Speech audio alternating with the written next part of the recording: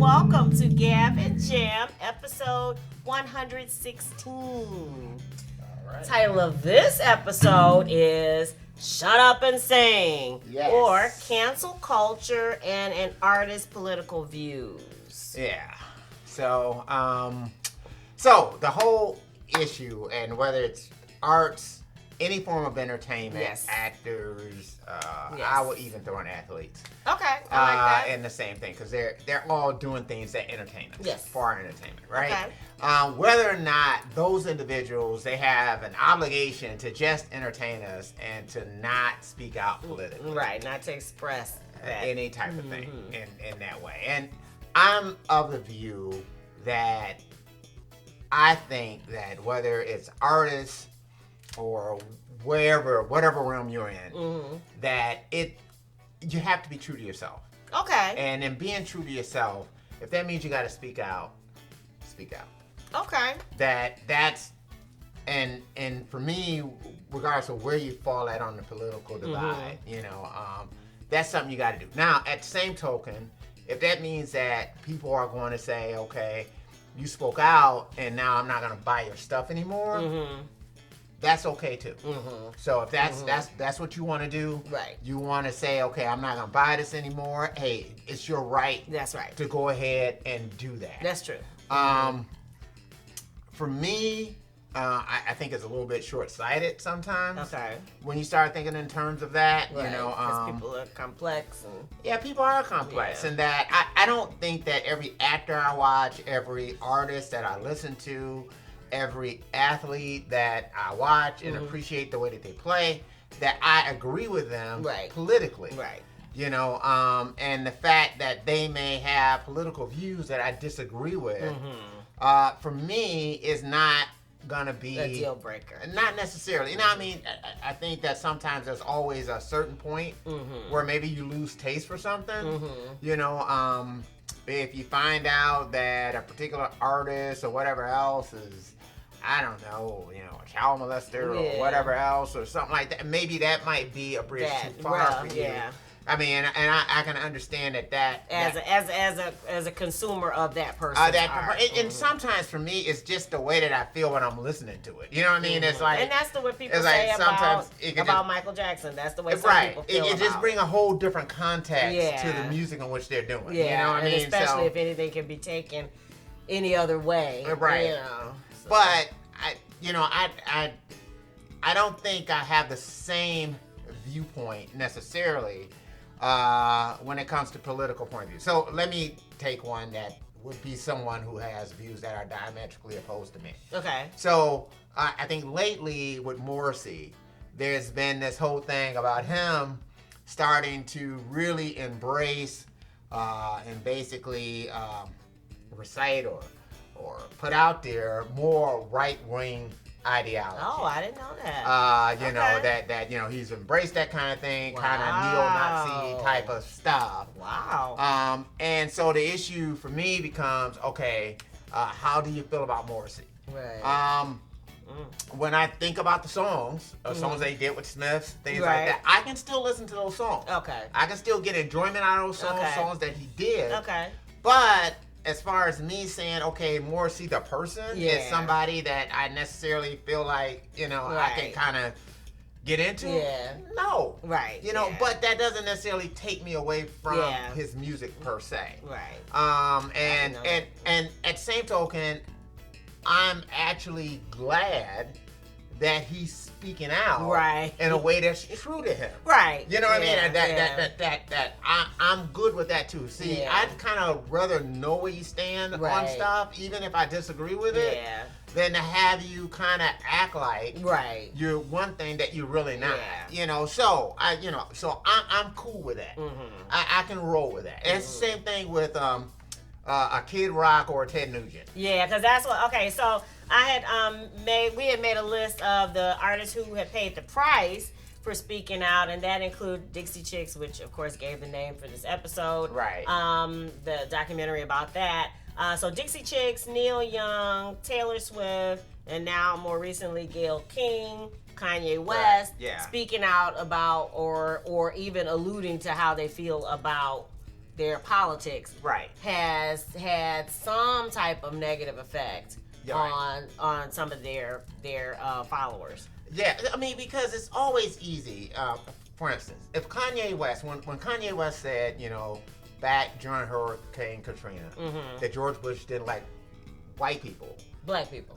No, black people. Yeah. Okay. As a white person said, he didn't like black people. Right, yeah. Right, when he said that, that was something that was very acceptable to his base. Yes. You know what I mean? So people may say, oh, yeah, not said it, but it wasn't enough to kind of drudge up this cancel culture about him. Right. Now, when he kind of embraced Trump, and then, kind of made the statement that slavery is a choice and all the rest of this kind of stuff, you had a lot of people say, oh, he's crazy, he done lost his mind, he's this, he's that, and the other, because now he's saying something that's diametrically opposed to, And they were saying not just that he was crazy, but like you said, that they couldn't listen to his music, that now his music, the stuff that he was making was bad. Not good anymore. Right, and all it's like, that to me, that was a bridge too far. Right. To say that now all the stuff he's making is bad because you don't like what he's saying, unless he's saying that in his music, which I don't think he did. I mean, I think it was outside. Yeah. I don't necessarily think it was that aspect of it, but I just had an issue with people now saying that Kanye West was crazy. Right. I mean, Kanye West has always been crazy. You know what I mean? He was born crazy. Right. So, but at saying that's the thing that's made him who he is. Yeah. That's what's made him the genius artist that Kanye West is. Like it or not, whether you want to say he's a genius or not, it's up to you. Right. But he was a genius up until he supported Trump. Really? Right. But I mean, but that's all part of who he is as an artist. And so again, it's one of those type of things for me that I appreciated the honesty of Kanye West being true to himself in the moment. Yeah. More so than whether or not I agreed with the words that were coming out of his mouth. I mean, when he said slavery was a choice, that's the dumbest thing I ever heard. Right. But at the same token, sometimes it's good to prompt a discussion. It's always good to be open to that discussion. And the same thing could be said, I think if you're on the right and you've heard some of the stuff that Neil Young has said. Right. And I had to give him credit because, during the height of the whole, Gulf War stuff that was going on, Afghanistan war, the war in Iraq, he would do these protest songs, and there were people walking out of his concerts, and he was still doing it. Yeah. And hey, so that's what art's about. So then on the other hand, there are people who have benefited from sharing their political views, and I would include U2, Kid Rock, Ted Nugent, and I guess Eminem probably because he more recently said something that was controversial. Oh yeah, it was this whole. Well, it was. So he did do the whole Trump thing. Yeah. And again, I think that sometimes when you do speak out politically in a way that I guess is something that's embraced by your base, the chances or the risk that you're taking is not as much as when you challenge your base audience. Yeah. Okay. So that should have been something I put down for when you're trying to decide as an artist whether or not you are going to let people know where you stand politically or not. The two things I had said were if you're seeking the widest possible commercial opportunities, you might not want to seal yourself off from one side or the other. Right, yeah. But if your politics expresses itself no matter what you do, if you're one of those type of people where every song you write is, hey, I'm, because this is who I am, then of course, you have to speak out. But now the third option is if you know your base is probably going to like it, then you might wall yourself off from other opportunities, but at least your fans are going to. Right. I mean, when Eminem made sense and he made it, I mean, for his base audience, I don't know if that was really a risk. As much as, he was going to get backlash from, from the Trump people that are out there, but they never liked him anyway. Right. So what is there to lose? Yeah. Whereas you look at someone like a Kanye West, so when he takes this stance that's completely opposite of what, his base audience goes for, that's when the risk really comes in. Same thing with the Dixie Chicks. Yeah. When they spoke out the way that they did against, then President Bush, it was completely different from, the base audience at the time for country music. Yeah. And so, that's one of those types of things where you're taking a risk that, that then you can get canceled, and you can get canceled with your base audience. People. Right. It's people. Yeah. Right. It's a whole different thing. So, if an audience that doesn't listen to you cancels you, what do you care? Right. And I think for an artist, that's where the real struggle comes in at. Mm-hmm. It comes in when you're going to say, I'm going to challenge. Sure, right? I'm going to challenge my audience with what I'm doing. I'm going to. Same thing with John Lennon. I don't think he thought it was political at the time, but when he said that, when he made the statement that the Beatles were more popular than Jesus. Yeah. And the way that he meant it, at that point in time, it was true, but people didn't want to grab that. Or all I can say is that it was a valid discussion to have. Yeah. As to how they were treating the Beatles at that time. Right. And then you kind of had a certain part of that base that started to peel away. Yeah. And then they kind of had to walk back those statements because of that. Yeah. But again, it still keeps coming back to that point as artists, and artists being true to yourself, that sometimes I almost look at it from an artistic point of view. It's the role of the artist to kind of educate the culture. I mean, and maybe educate it, because it sounds like the artists are here and the culture's here. Well, it's the chicken or the egg thing, right? We always asked, do arts lead the public, or does the public, influence what art is circulated? So in your way of viewing it, the artist is supposed to be a little visionary and kind of bring. Well, I don't know if they have to be visionary. I mean, but I do think that artists have to invoke thought. Okay. And a certain amount of controversy. So it's kind of taking you to another place. And well, I don't know if it takes you there as much as it's sort of like, I feel like artists should always be the ones that are stirring the pot to open up the discussion. Okay. So what I'm saying is with Kanye West. When he makes these statements about Trump, and then you kind of have to start saying, okay, so is Trump good or bad for the black community? Right. Can we have an honest discussion about it? A lot of times people don't do it. They just say, no, he's a racist. He's racist. Nobody really. And especially with Trump, Trump was a weird one, because up until he was elected, he was the one that Wu-Tang Clan or whoever else was saying was going to be the next president, and they were for it, and it was Donald Trump black version. It was, they loved Trump. Right. And then all of a sudden, it just kind of flipped over. Yeah.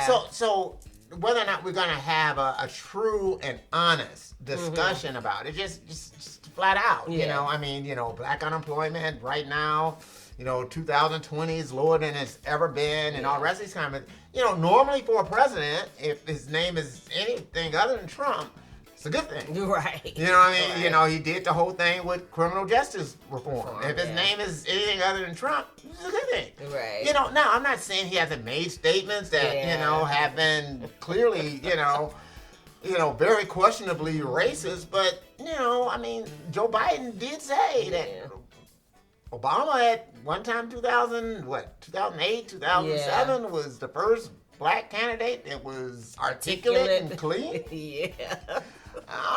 So all I'm saying is that, but I think if that's what artists are supposed to do. Yeah. Our artists should at least challenge you to sometimes take another look at your worldview. I like that. You know, that's the one thing that they should. I'm not saying that they're going to change it. Right. I'm not saying that they have a vision to take you to the future or anything like that, as much as, you know, the art and them being true to themselves.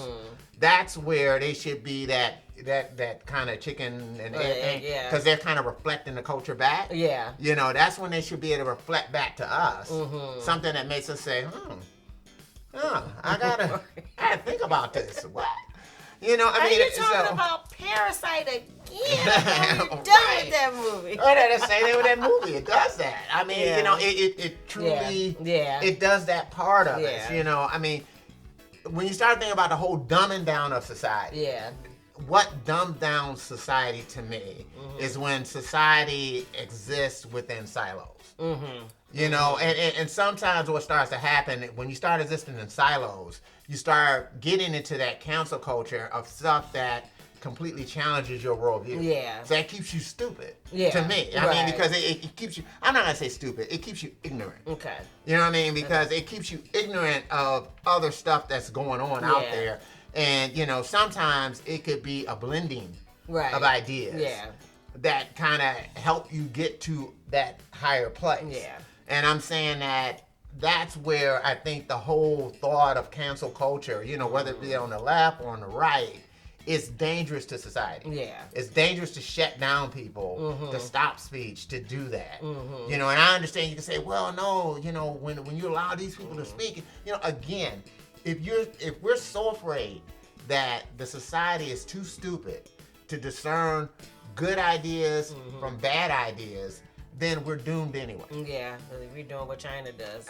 Right, or what any, you know, I'm just saying any society that's basically going to say that, hey, we got to, you know, we're all stupid, and that, you know, stupid people do stupid things and come up with stupid ideas. Yeah.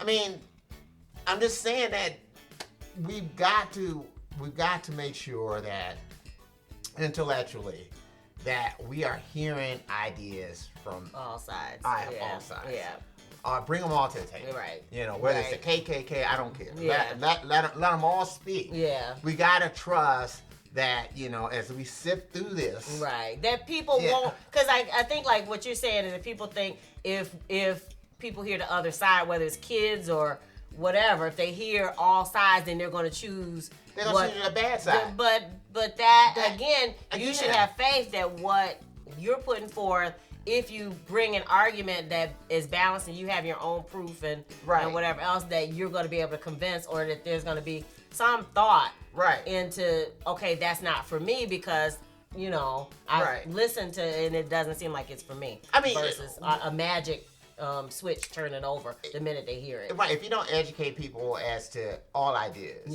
you know, and let them see the fruit of all ideas, you know, people will start to see after a while that the fruit of racist ideology is destruction. Yeah. That it doesn't take you to this other place. Yeah. It doesn't. Yeah. And so the whole thing is that why are you so afraid that, you know, these other ideas won't win out? Yeah. You know, when put up against the whole idea of racist ideology and hate. Yeah. You know, I mean, why are you afraid of that? Yeah. You know, it's the type of thing, I understand some people will. Yeah. Some people will grab it. And again, if we're at a point in our society where we feel like that ideology is going to win, then we're doomed anyway. Yeah.